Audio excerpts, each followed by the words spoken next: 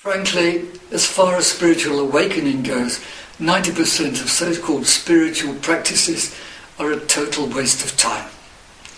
When we're beginners, we look for practices that the gurus tell us will lead us to emancipation. These practices may be helpful for a while, but after some years, we find that they don't lead us to the goal of self-realization.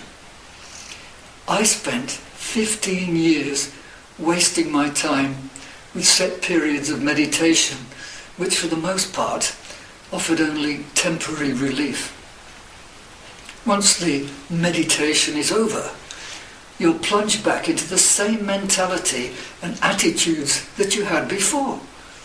I never got anywhere until I realized that meditative consciousness must be continuous throughout the day and throughout life. Most people are self-consciously doing meditation, being generally unaware of what meditation is. You can't do meditation. If 1 minute of meditation occurs in half an hour of attempting to still the mental traffic, you're extremely lucky. Meditation is the constant awareness of being without thought. One way to achieve this is the refusal to pick up on any thought that happens to flow through the thoughtless space which is your real nature. This doesn't require any set periods, but simply vigilance in every moment. Consciously ensure that you're not caught up in the endless daydreams and thought flow that constantly invades your otherwise silent inner space.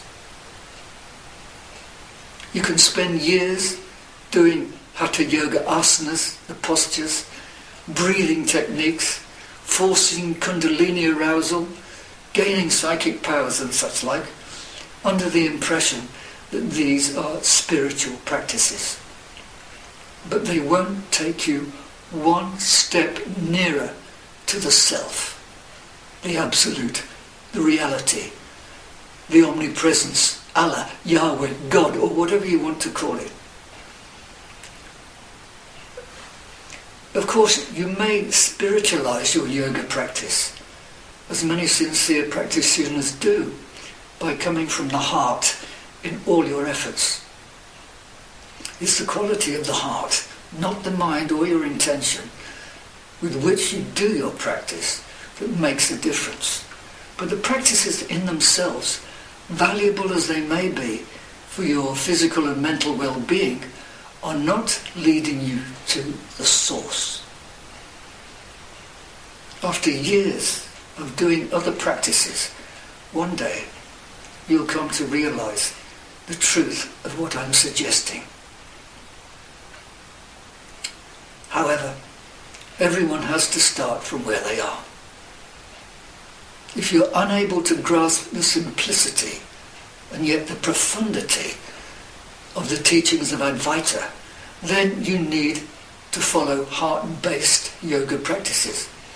They're all helpful to a degree for purifying the body and the mental waves over time. But understand that this is the all-round-the-houses method. But even so, no sincere spiritual practice is ever wasted, as it always leaves a subtle impression on the soul. So if you must insist on following all the other practices, then do them while consciously immersed in the feeling of being in the heart center. In that way, the fruit of your sadhana, your practice, will ripen more swiftly.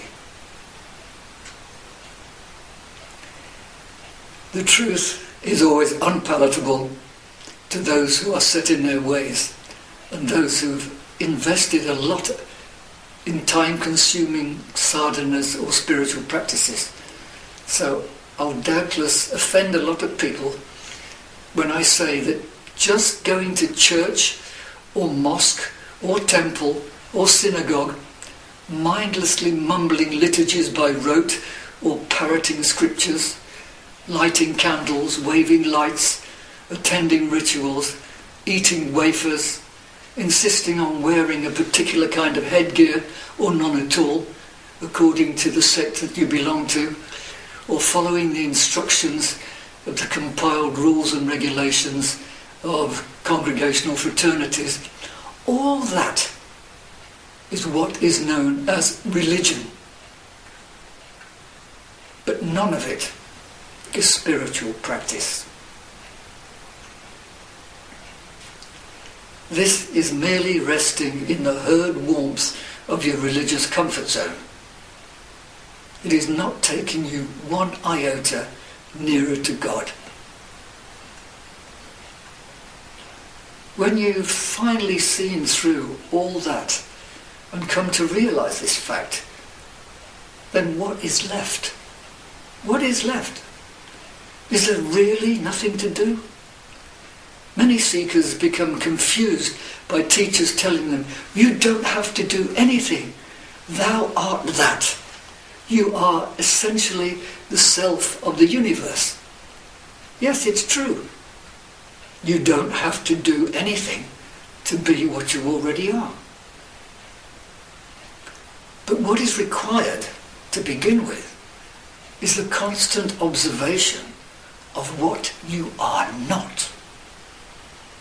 Once you've understood, at least appreciated, that you are not the invasive thought flow that constantly troubles you, nor are you the psychological sense of ego, the habit you've attached your sense of self-worth to, then all that is needed is to passively observe the machinations of these two functions without buying into any of their activities.